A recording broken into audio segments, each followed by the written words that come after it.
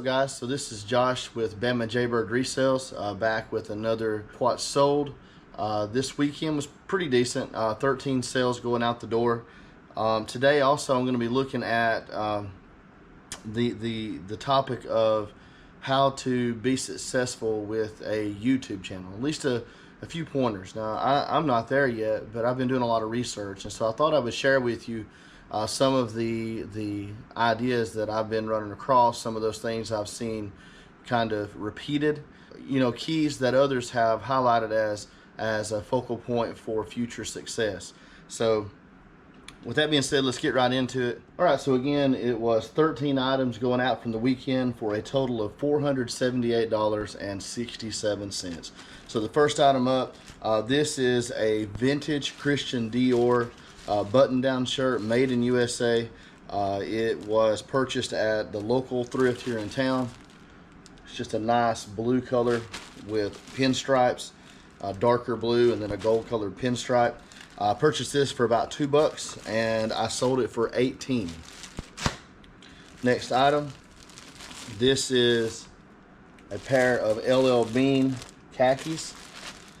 These were purchased again at the local thrift here in town.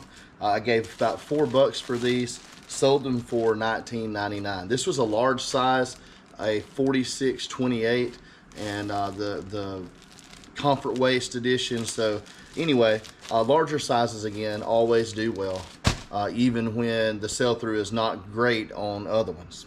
All right, next item. This next item is a denim skirt. I don't know if y'all know about denim skirts or not, but they do really well if you find the right ones. I find that especially what sometimes are referred to as modesty skirts or the maxi, those that are longer, tend to do well. This is an older faded glory. I mean, that's a brand sold at Walmart, doesn't matter. Picked this up for, see, about $5.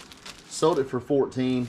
That's a little less than I sometimes get. I usually get around average of $18 to $22 for something like this, but I took an offer.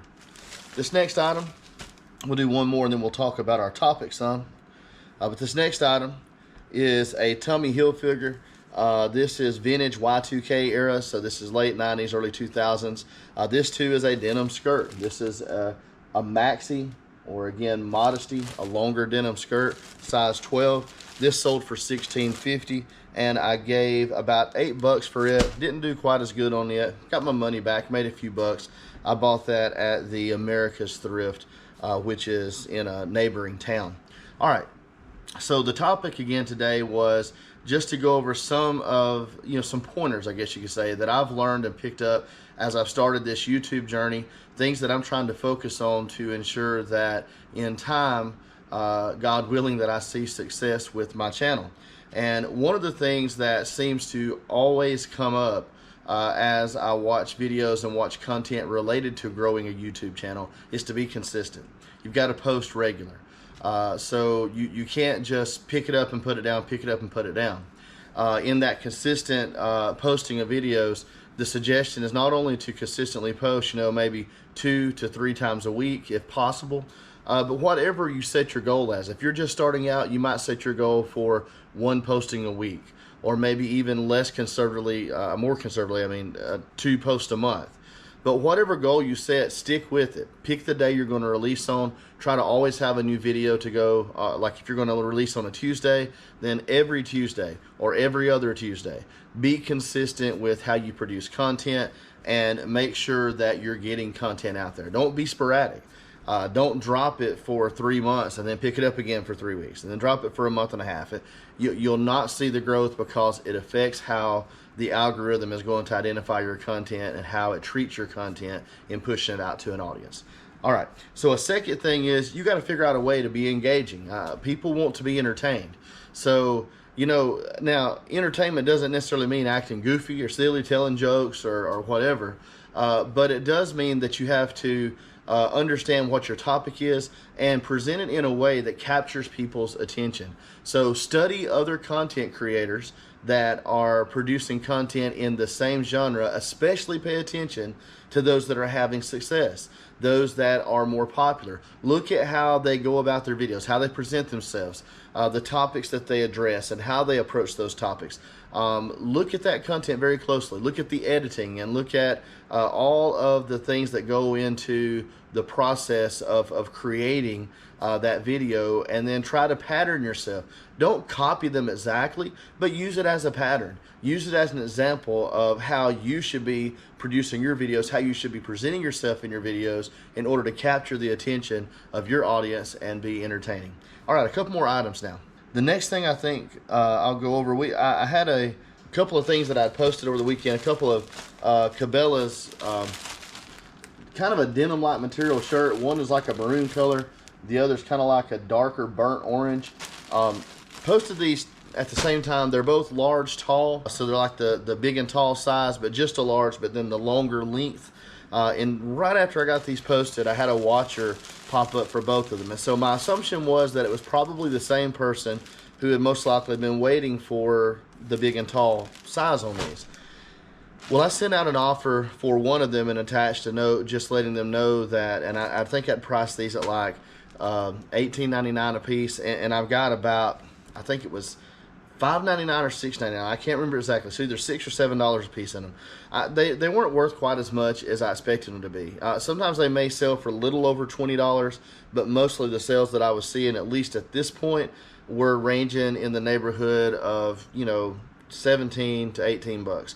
So I saw several people that had used lots on these and posted 2 or 3 together in different colors and taken a little less to get the sale over. So I just reached out to the person in the comment and said, hey, if you're interested in buying both of these, then I would be willing to do $15 a piece or $30 total for the pair. And so, again, I've got about $12 to $14 in them. That would about double my money, pretty close to it, maybe a little less than double, but a decent earning on them, and get them out the door. And they responded back that sounded good to them and just wanted to know how to proceed. So I told them to go ahead and make the offer of $15 on each one. They were concerned about shipping, so I was quick to inform them that I would be glad to reimburse them a portion of the shipping charges in order to lessen the expense on their part, which was part of the reason for offering the deal to them and trying to make this sale the way I did. So I was able to get both of those out the door. So that is two Cabela's long sleeve, kind of a flannel denim-like shirt.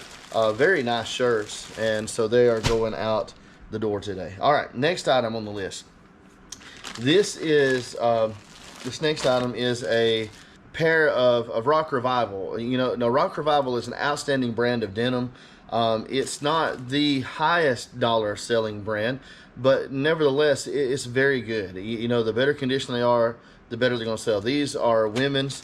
You see a lot more women's Rock Revival than anything else, but this is not jeans or crop. This is actually a pair of kind of homemade shorts where they just kind of whacked them off and left the seam raw. I mean, it's there.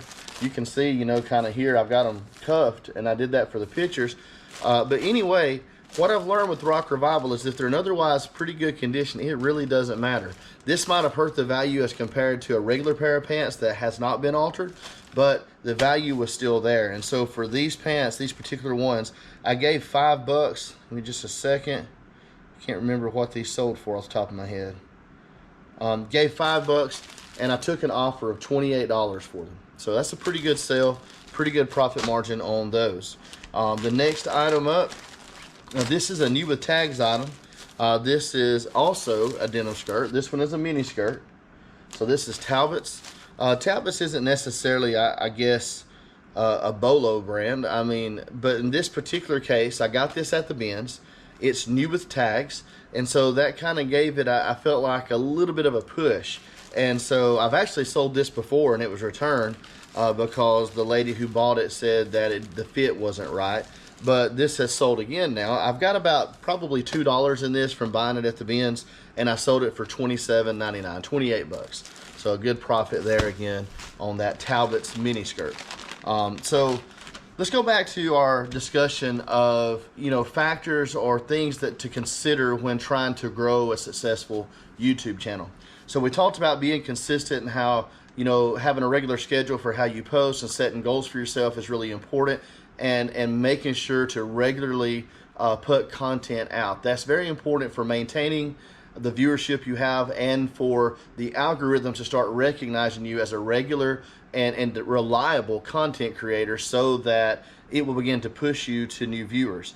The other thing was how to become engaging and entertaining to the audience that you are trying to reach, and how we use research by watching other videos, watching videos of other people within that genre, so that we can understand what they're doing that makes them successful.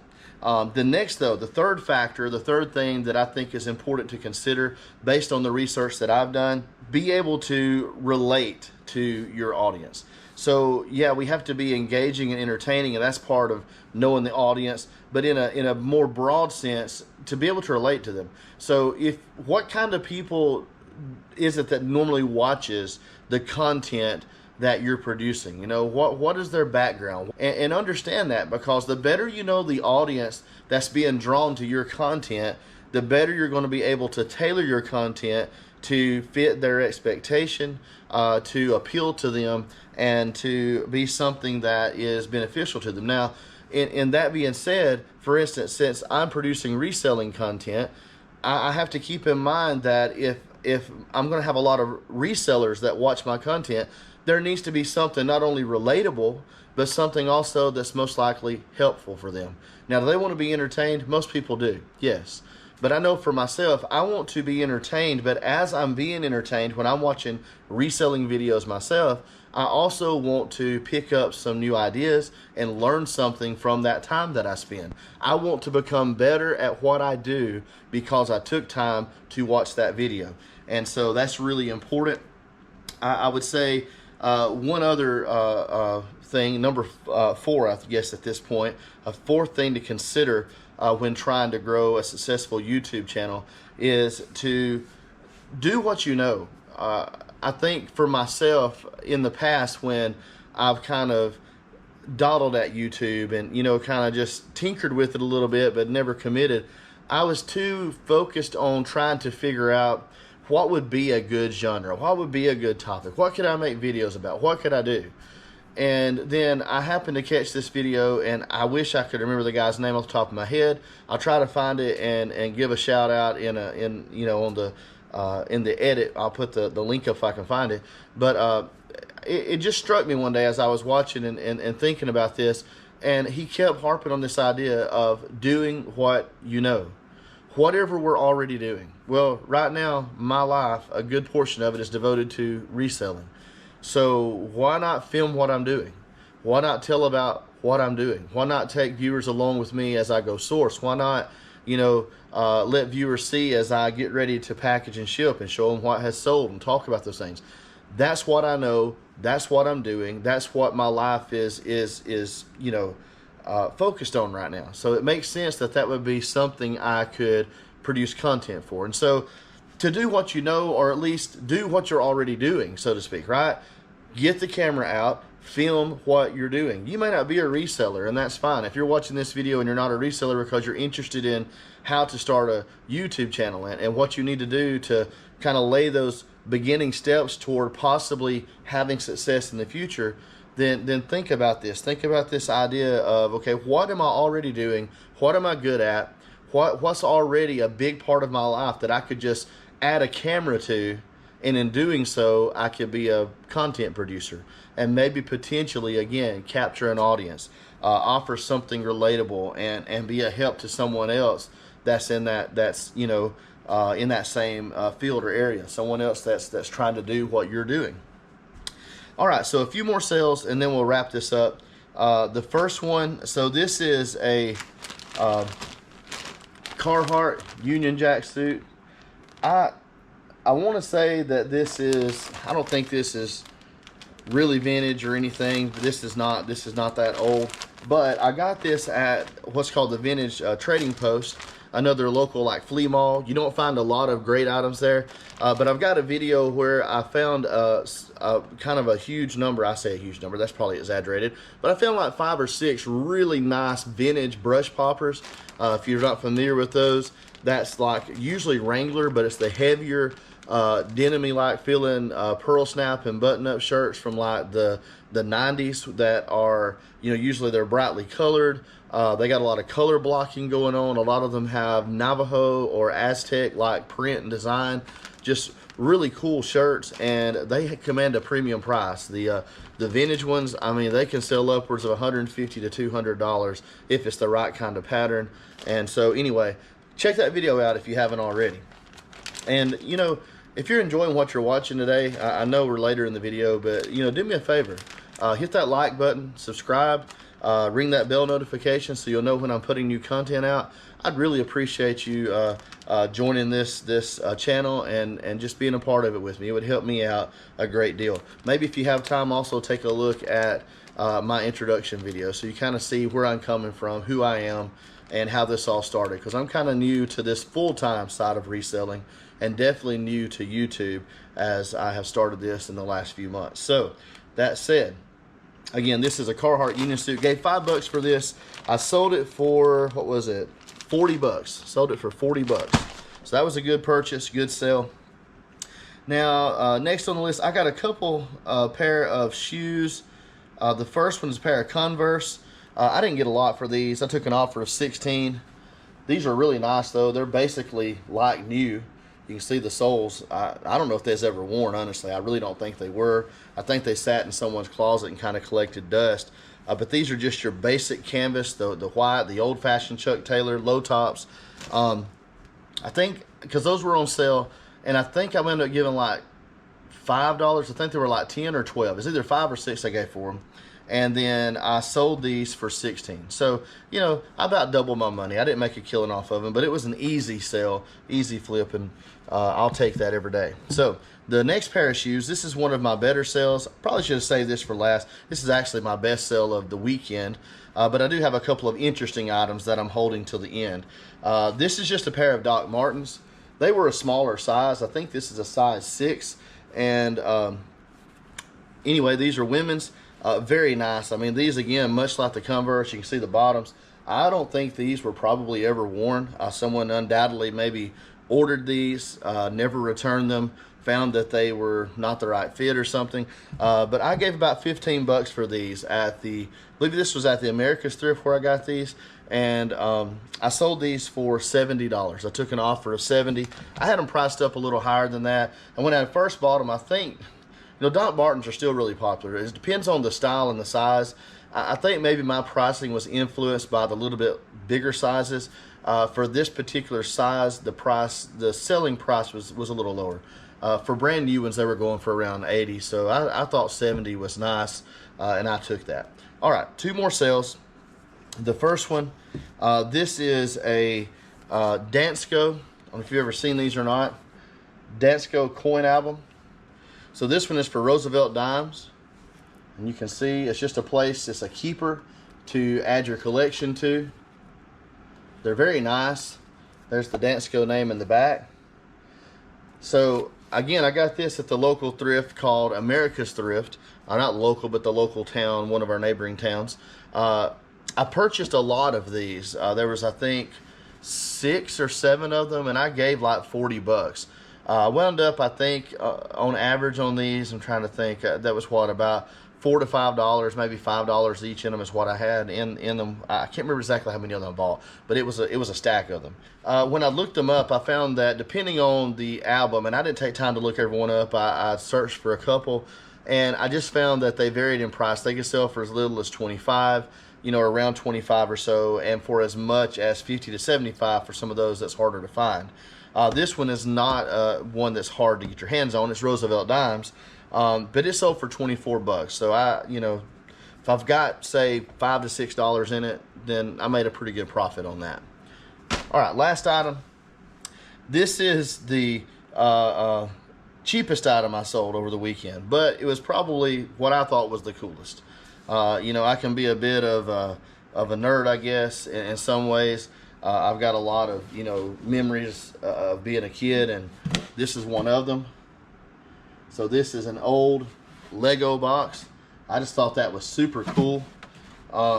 Picked this up. I thought for sure, I didn't even look it up. I thought, man, it was dated, you know, it's from the early 80s. And I thought, 1985 is the date on it exactly. I thought, man, this is going to be a really good find. I'd never looked one up because I had not run into one before. And so I went ahead and purchased it. I think it was like $3, like $2.99 at one of the thrift stores here locally. And got it home and looked it up, and I was kind of disappointed. I mean, it just didn't have the value. I had it listed for $10. It has set and set and set. Someone sent a weird offer of $6.67, and I thought, yeah, it's kind of bulky, kind of big. I'm not going to do anything with it. It's taking up space on the shelf, and I've kind of give up on really. It doesn't have big value either way. So I took the offer, $6.67. I still probably doubled my money, but nevertheless, you know, I mean, that's not the best sale in the world, but definitely a cool sale. All right. So the last factor, the last thing I'd want to maybe suggest as you either are exploring the idea of creating a YouTube channel, or maybe trying to figure out why yours is not growing, or maybe trying just to learn more about how to grow a channel, would be to stay focused. I sometimes struggle with this even during a video, so I'm one to be talking, but one, to stay on topic when you're doing a video. Make sure you stay close so you hold the viewer's attention. But number two, when we say stay focused, what I'm really trying to say is, based on my research and understanding, if you post too big of a variety of content onto one channel, then you're going to suffer in the YouTube algorithm, because it's not going to know exactly how to identify you and your content. It's not going to be able to know precisely who to push your content out to. If you're doing, you know, 3 different topics on one channel, 3 different subjects, 3 different genres, say you're doing, you know, video games, and then you're talking about reselling, and then you're also doing you know, card breaks or something like that. Well, it's going to be really hard for YouTube to figure out who the right audience is for your channel when they try to promote your channel. So I would say stay focused to a particular topic or genre. Pick a direction and go that direction. If you have more than one desire, I do. I've got more than one YouTube channel. If you've got more than one desire or direction that you want to go in, then create a second YouTube channel. You can go under your same profile, under the same, you know, where you created your initial channel. You can subdivide that and create multiple channels out of that one account. You don't have to have multiple YouTube accounts to have multiple YouTube channels. So that's it, guys. Consistent post. Try to be engaging and entertaining. Know your potential audience so that you can relate to them and help them in some way, provide something useful for them. Do what you know. So get the camera out, film what you're already doing, and finally stay focused on the topic or genre. Topic in a video, genre when it comes to multiple videos. Stay focused. Keep it hemmed in, you know, where it's people know what to expect when they watch your videos, and the algorithm can correctly identify your content and know who to push it out to. Guys, I hope you've enjoyed it. Have a great one. I appreciate everything. Again, please like and subscribe. God loves you. I love you, and I'll see you on the next one.